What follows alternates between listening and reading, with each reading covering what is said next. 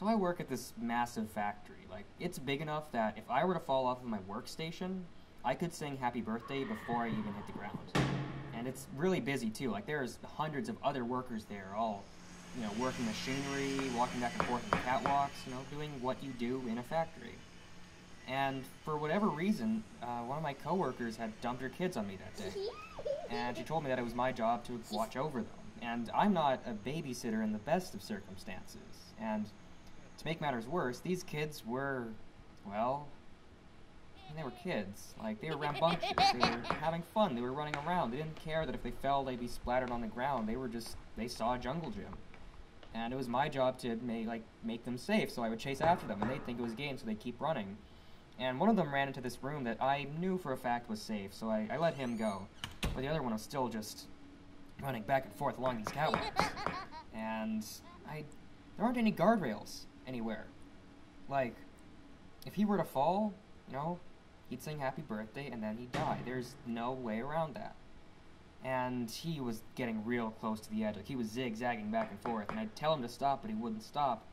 And I'd try and get close to him to make sure that I could catch him, and he started getting really close to the edge, so I lunged, and I yelled, and I grabbed his legs, and, well, he fell. His head hit the catwalk, and he died.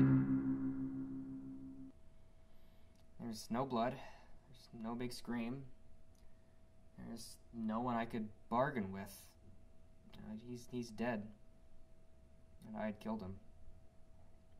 I don't think you couldn't tell me that I did anything really wrong, or acted in any way, like, with ill intent, but if I hadn't grabbed him, he might still be alive. I didn't know for sure he was gonna fall, and while it might be even more my fault if he did fall, he was in my hands when he died. So I pulled his body into the center of the catwalk, and I went to go find his brother. The room his brother was in was practically a ball pit, so he was having fun, and it then fell to me to tell him what had happened. I just had to call him over and tell him that, well, I had killed his brother. He was going to be an only child.